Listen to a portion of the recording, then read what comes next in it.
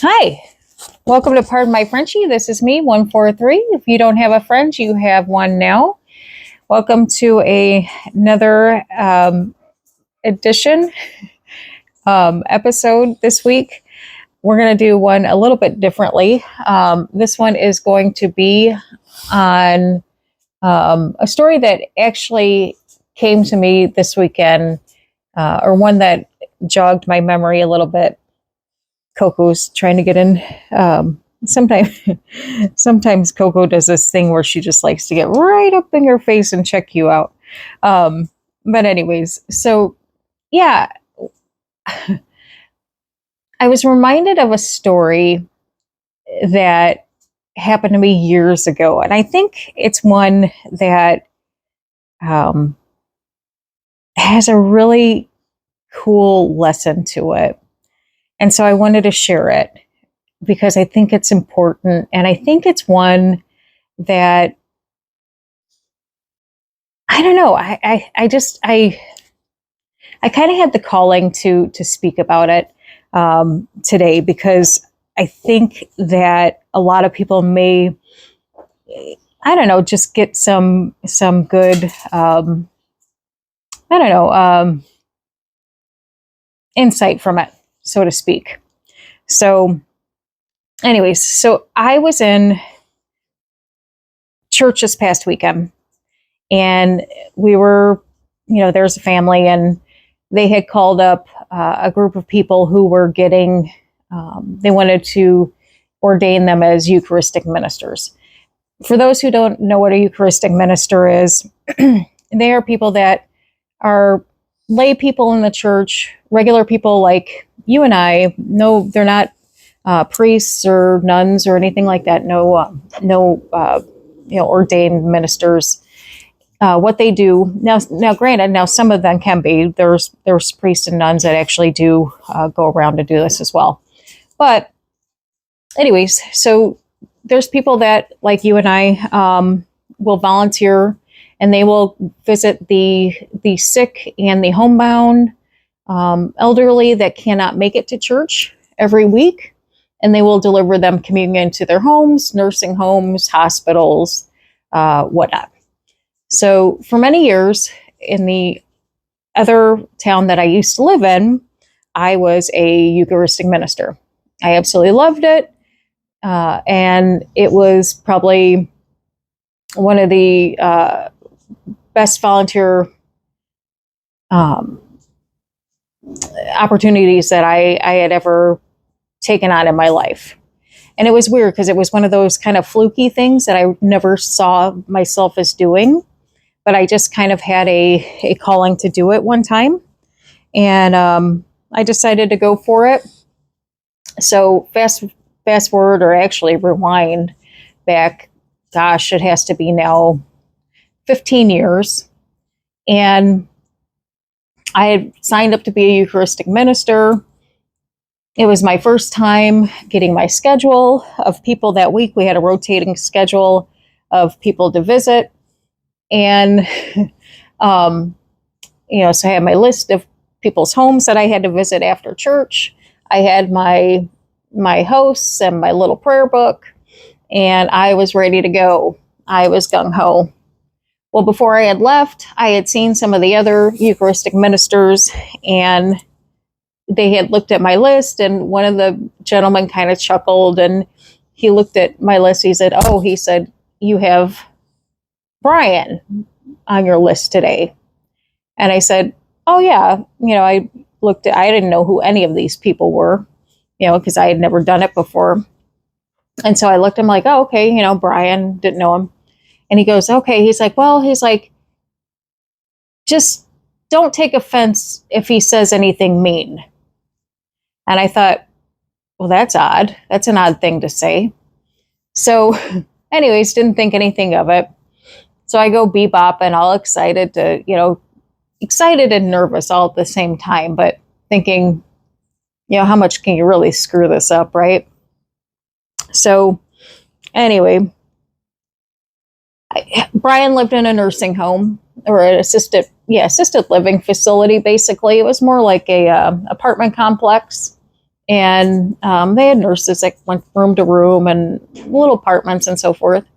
So I remember going up to Brian's door and knocking on his door, and all of a sudden hearing this loud yell uh, saying, "Who's at my door? What do you want?" And I was like, "Oh boy, that's great." And I was like, "Oh, it's Jennifer. I'm with the church." And he's like, "Well, come on in." And he's yelling, like really angry, yelling at me.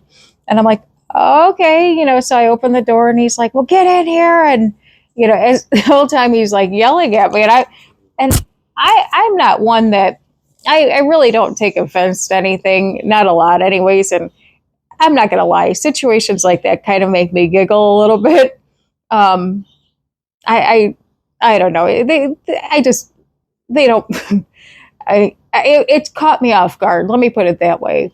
It didn't scare me. It caught me off guard more than anything because I thought, well, what the heck am I walking into?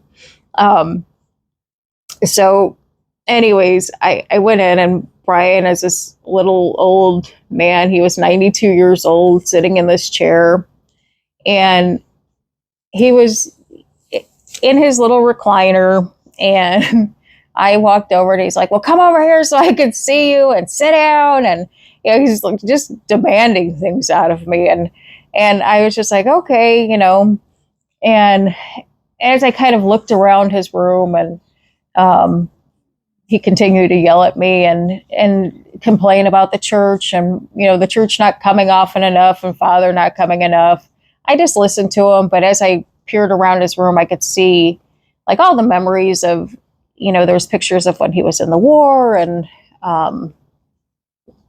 things that looked like they were precious to him.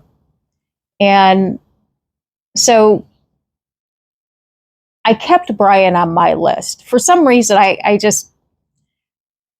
for some reason, I grew really attached to Brian. There was something that I liked about him. I don't know if it was just that he was different, that he was odd. I liked everybody else as well, but I think it was because everybody else that was on the Eucharistic ministry list, they were kind of annoyed with him. They would think it was really disrespectful the way that he talked to them. And it was highly disrespectful the way that he talked to us. But the more that you talk to Brian, or the more that I talked to him, I would start asking him things about his past and who he was. And the more he got to talk about himself and like his wife and what he did growing up, he would soften. And it just came to the point where you could actually have a conversation with him while you were there. So fast forward weeks coming up, or weeks down the line, and months. I had visited Brian on one of my regular trips, and he, same thing, yelled at me coming in. And by this time, again, par for the course, I'm used to it, going, I know what I'm coming into. And so as he's sitting there in his chair this time, he had his rosary sitting next to him, and he said to me that his rosary was broke, and he was complaining that he gives all this money to the church, and why can't the church buy him a new rosary? And I picked up his rosary, and I said, and now granted, this rosary was probably like from 1920, so this rosary had seen its day for sure. And I picked it up and I said, "Well, Brian," I said, "can I take this with me? Can I, take a look at it, and I'll see if I can get, Father to get you a new rosary, no big deal." And he's like, "Well, yeah, and my birthday's coming up." And I'm like, "Oh, when's your birthday?" And, all this stuff. So anyways, I leave. Well, something said to me when I left that apartment, "Why don't you throw Brian a birthday party?" I don't know where it came from. I don't know why I thought it. And then I thought, well, I don't know who would come to this party because he's basically pissed off everybody that has come to his house. But something in my head, I don't know if it was divine intervention, said, you need to throw this man a birthday party. So, a couple things were going on here. First of all, this was years ago. You know, I had a full-time job, my husband had a full-time job, but we were still kind of like living paycheck to paycheck. So I didn't have all this money to throw this big old birthday party.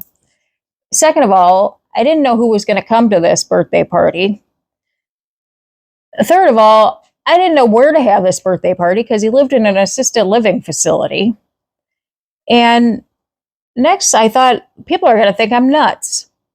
But something said, you got to throw this guy a birthday party. So I went over to the rectory where Father was at. And I said, hey, Father. I said, Brian's rosary broke. I said, but I got a great idea. I said, why don't we get him a new rosary? And there's a chapel in the nursing home. We could have it blessed at a mass that you do, and we'll throw him a birthday party. Well, Father looked at me like I had four heads. And he said, we're going to do what? I said, we're going to buy him a new rosary. You're going to bless it at a mass, and we're going to throw him a big birthday party. And he goes, you're going to throw him a big birthday party? I said, yes. I said, I don't exactly know how this is going to happen yet, but I feel like this is what we've got to do. And he just chuckled and he said, okay. He goes, if that's what you want to do, we'll do it. So anyways, so I started putting stuff together. And again, I was on very limited funds, but shockingly enough, when I mentioned all of this stuff, again, people were like kind of hesitant because for a long time, this man has pissed people off. But when I mentioned it, all of a sudden, everything was coming together. People came and said, I will donate decorations for this party. I will bake a cake for this party. Brian grew up in Ireland. They donated like Irish music for the party because I said I wanted everything done in Ireland themed, and everything was miraculously coming together for this party. So now there was another gentleman on my list whose name was Richard. Richard was polar opposite of Brian. Richard was my fun-loving guy that I would deliver communion to. I mean, he would crack jokes. He would come and say, oh, sit on my lap. He was just a good, fun-loving guy. I mean, we joked around. He would show me pictures of his wife when they dated. We just had a good old time. Well, Richard got up into the age where he could no longer live in his home, and he was very bitter about it. And he ended up moving into the assisted living facility where Brian was at. And when he moved in there, and this was, months or whatever, I had gotten a couple calls from his family members saying that he had just basically shut down. He wasn't the same guy. And even when I went to visit him there, he was very bitter that he couldn't stay in his house. When I would go and visit him, he was just a different person. He was just upset. Richard was always a strong man that took care of his family. And I think when he had to go to that assisted living facility, it was a little bit of a culture shock to him. And he wouldn't go down to the hall to eat anymore. He wouldn't socialize with anybody anymore, which was completely unlike him. So weeks I would sit with him, and in his place, he would have his food and stuff brought to his room. Just a pretty sad situation. I actually told him about the birthday party that I was throwing for Brian, and he said, "Oh, I might go, I might not." So, anyways, but back to the birthday party. So the day of the birthday party comes. I'm all excited. I go there, I get the room set up. Now Brian had a caretaker. And I told his caretaker, please make sure, because it was a surprise to Brian. I said, please make sure that Brian is in that chapel with those people ready to go for Mass so that we can go to Mass and then have a surprise party afterwards. So here I come. I'm done decorating the room, and I'm done decorating the room, and I walk in to this room full of people from church. Come on. Up. A room full of people from church, all sitting there looking at me, and there's no Brian, along with the priest. And I'm like, where's Brian? Now the group in front, my other Eucharistic ministers, these older people, are laughing. And I'm like, what's the joke? And they said, we were taking bets on if he was going to show up or not. And I said, what do you mean if he was going to show up or not? He doesn't have a choice to show up or not. His person was going to bring him here today. I asked her to bring him here today. And they're like, well, he's not here, is he? And I'm like, what is going on? So I call his caretaker and I said, what is going on? Where is Brian? The caretaker's like in tears. Brian told her off and said that he wasn't going anywhere. She said that they were going to have, a Mass downstairs and he wasn't leaving and all this stuff. And and I was just like, after everything that I went through, there was no way in hell that man was not coming down to that party. So I ran up, I left everybody in there. I'm like, hang on. So I ran up to the room, had a little wheelchair. I'm banging on Brian's door. And Brian's like, who's there? And I'm like, it's me. And so I open the door and he's sitting there and I'm like, what are you doing? I'm like, we got to go down to church. He's like, I'm not going anywhere and blah, blah. I'm like, you are going somewhere right now with me. I'm like, we are going somewhere. So he's like, I'm not going anywhere. I said, you have no choice. You are coming with me regardless. I'm like, come hell or high water, you are coming with me right now. I'm like, mostly I was thinking, I'm not going to let those old people in front, prove me wrong, So anyways, I finally coaxed Brian into the wheelchair, wheeled him downstairs. We had the Mass. And then after that, Brian's like, well, take me upstairs. Because he didn't know that there was a party. And I said, I am not taking you upstairs. He's like, I don't want to see these people anymore. And I'm like, oh, Jesus Christ. He's now yelling at these people again that he yells at every other week. And I'm like, no, I'm like, hang on. I'm like, we got to go next door real quick to the next room. And so when I pushed him into the next room, like the room was decorated and the Irish music was playing and it was a huge party for him. And the look on his face when he found out it was for him was priceless. And I think the thing that was even better was after he got in, he was sitting there, like we all, lined up, we all went around the table, we had food, we had cake. Brian sat there during the party and just started telling all of his stories, because everybody was asking us stories about when he grew up, like all the stories that I had heard.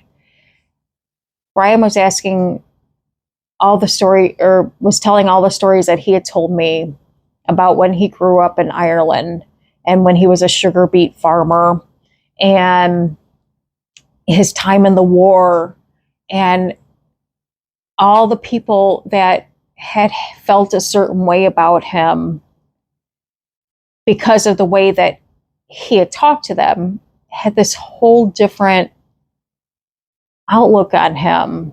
And they were like helping him with stuff, and like he was being so nice now, and it was just that like human, I don't know, it was like it was this weird like human bond, like when you're in a different atmosphere, in a different element.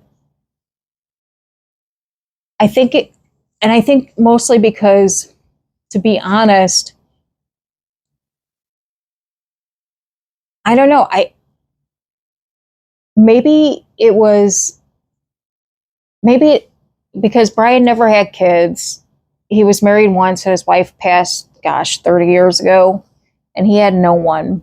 He sat in that apartment upstairs all by himself every day, and with little to no human interaction. So to be surrounded by people and then to be able to tell his life story, or to be able to have people surrounded that wanted to hear that stuff, was, was priceless. Well, during the party, Richard, the gentleman I spoke from earlier, he decided to come down to the party. And I sat him in one of the chairs next to Brian. And those two, shockingly enough, yin and yang, like two polar opposites. You have, again, Richard was like the happiest guy on earth. Brian was the most unhappiest guy on earth, in my opinion, at the time, prior to this party. Hit it off. I mean, they were in, I don't know if they were at the same war together or something with regards to the same branch of military, something like that. They talked for an hour, like hour and a half. They were laughing. They were having a good time. They made plans to go to, start going to lunches together, go down for dinner together. It created this bond and this friendship between two people that one didn't want to be there and now had a reason to go down to, eat and maybe enjoy his time there. And, and another person that, really kind of was miserable and didn't think that he had anybody that cared about his stories from back then. And it just formed this great little friendship. So, I don't know. I love this. I love this story. And it, like I said, when I was seeing these people get, blessed and so forth on Saturday, it just flooded back all of these great memories of when I used to do it, because every time I would visit somebody, or every time I would deliver communion, there was always something. There was always something different. There was always somebody new. I mean, I can go on and on with great stories of the visits that I had, and maybe in some of the other episodes I'll talk about those, because I will tell you what, if people don't ever think that there's a God, I will tell you what, there is, because some of the stuff that I had seen on these trips were just amazing. But the moral of that, to me, the moral of that story is that there's a lot of misunderstanding sometimes in the way that people may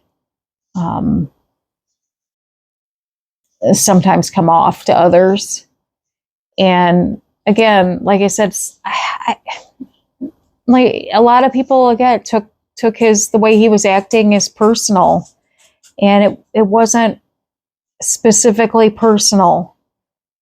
He was lonely. He didn't think anybody cared about him. And is that the way to behave? No. But when you sit in a chair day after day, you don't have visitors, really nobody cares about you, nobody comes to see you anymore, I don't know. I don't know if you kind of give up or what. I don't know. But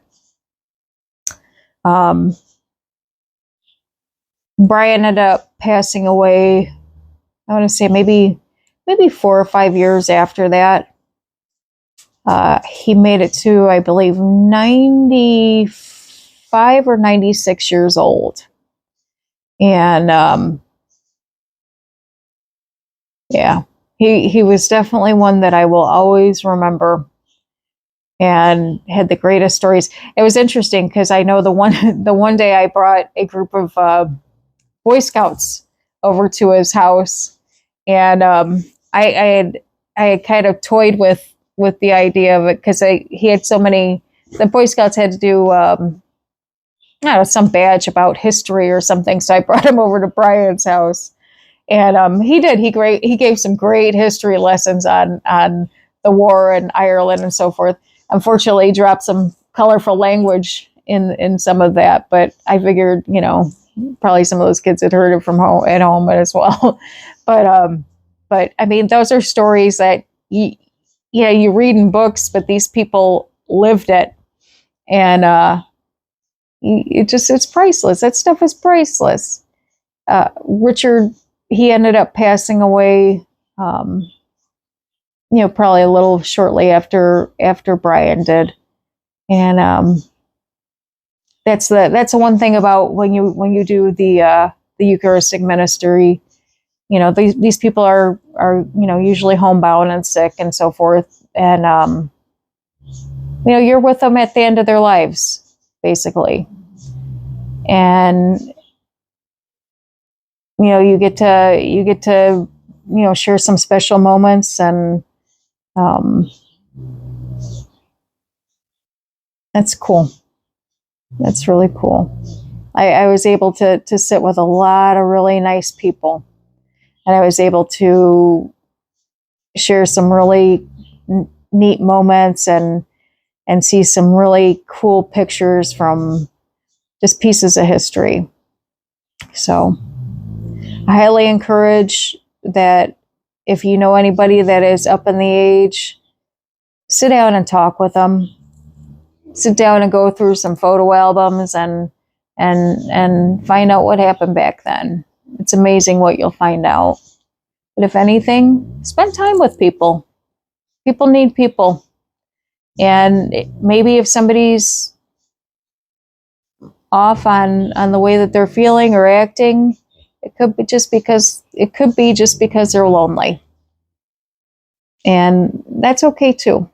But don't shy away from somebody just because they may come off a little rough around the edges. Sometimes those are the people that need the most love in life. We all have bad days. We all have bad moments. Lord knows I do too. So until next week, if you don't have a friend, you have 3 now. Well, 4 now, including me. Hit that like and subscribe button. If you have a pet loss story, I would love to hear it. Send your email to pardon my Frenchie, this is me at yahoo.com. And please, again, hit the like and subscribe button, and send a message out to all your friends about the channel. I would love to have this go up in subscribers. Thank you again. Have a wonderful week. Take care. Bye-bye.